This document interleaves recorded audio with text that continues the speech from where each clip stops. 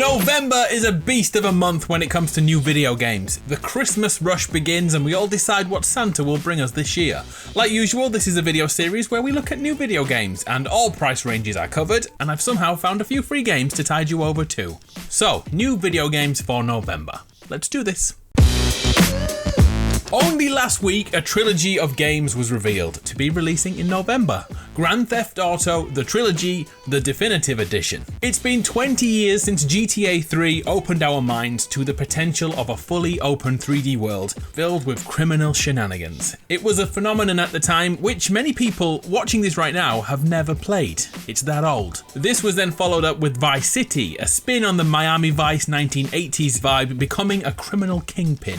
And then GTA San Andreas brought us to LA in the 90s, on the cusp of gang wars and the evolution of rap music.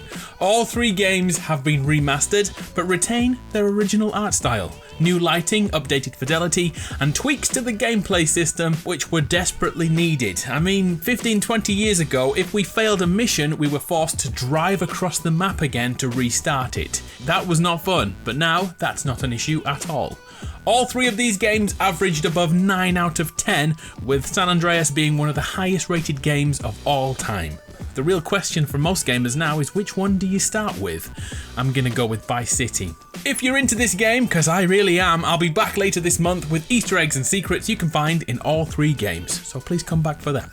GTA the Definitive Edition releases digitally on November 11th on PS4, PS5, Xbox One, Xbox Series X, PC, and even Nintendo Switch. It wouldn't be November time without Call of Duty taking the limelight. This time around, it's Vanguard, the 18th game in the series. Vanguard takes the first-person shooter back to World War II as a top-secret international special forces unit fight off the Reich to end the war. Like always, you'll be globe-trotting with missions in Europe, the Eastern Bloc, and even North Africa this time. The multiplayer element remains the core of Call of Duty, with Vanguard releasing with 20 maps and all the game modes that make COD the leader in this genre. Zombie mode returns again this year and continues the Dark Ether storyline, which will actually be a prequel or prologue to the Black Ops Cold War story. That story is getting quite confusing, but the community around zombies is absolutely massive. Call of Duty Vanguard hits PlayStation, Xbox and PC on November the 5th.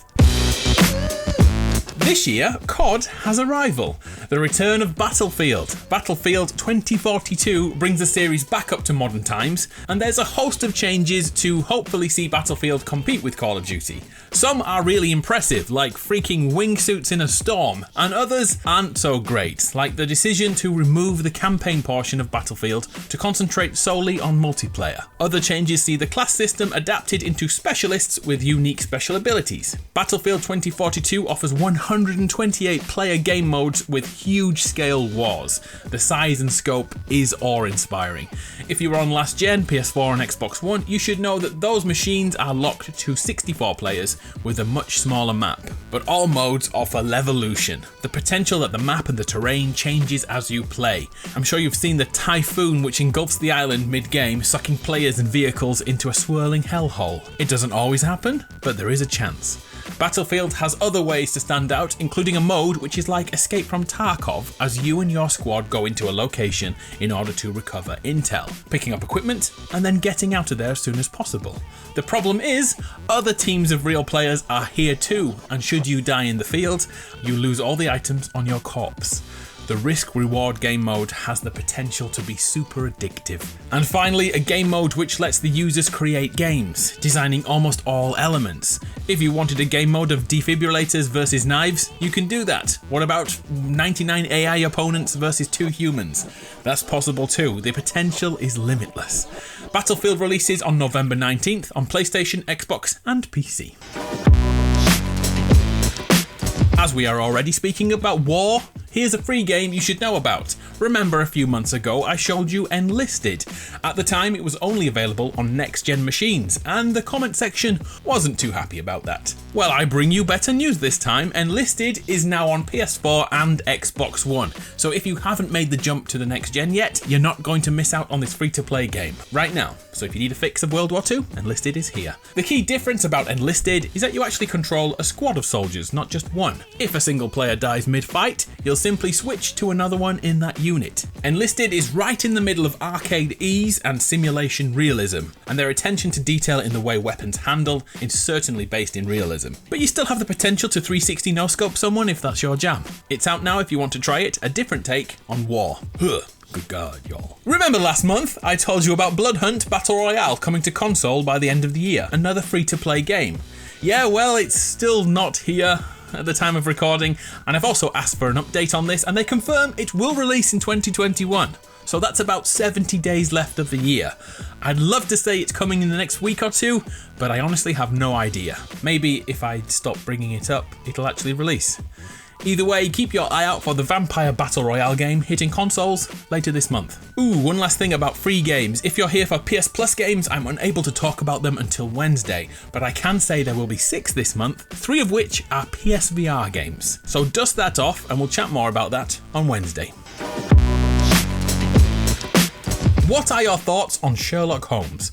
This November, a new multi-part series releases, all about that super sleuth.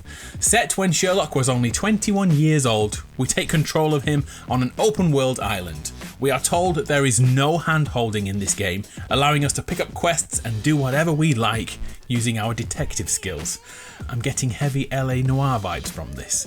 Sherlock is accompanied by John, who acts like our moral compass. Our relationship with John is constantly shaping, and should we fail too often or murder too many people instead of arrest them, John's opinion of Sherlock will change, impacting the story.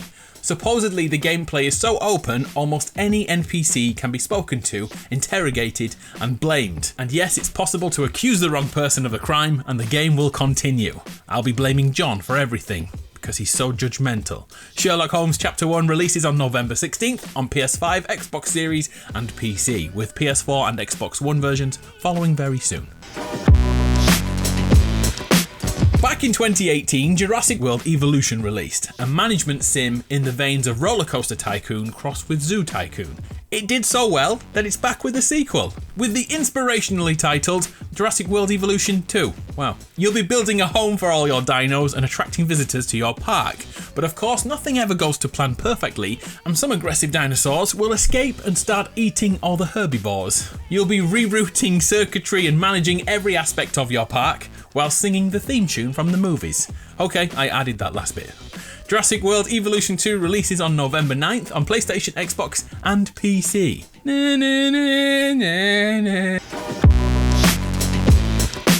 So we started this video with a remastered game from over a decade ago, and we're finishing this video with a remastered game from over a decade ago. This is Skyrim. It's here again. To celebrate 10 years, Skyrim will release a remastered version of the 2016 version of the game on next-gen consoles and PC. Skyrim is without a doubt one of the greatest RPGs ever created, with one of the most compelling storylines too. The Community Creation Club is being embraced in this version of the game, with over 500 elements created by the public now available, including fishing, because what else do you do when you're not shouting at dragons or taking arrows to the knee? Okay, honest question now, do you own Skyrim? Have you bought it more than once? I now have it 3 times, and I'm not sure if that's a flex or an admission of guilt. Okay, so we've made it to the end. Is anyone still here? Probably not. Like usual, I have a question for you. After last month we did movie quotes. This time, I want you to explain a movie's plot badly, and I'll try and guess what it is. This could go very wrong, but I'm up for the challenge. I'm Adam, you're awesome. I'll see you soon. Bye-bye.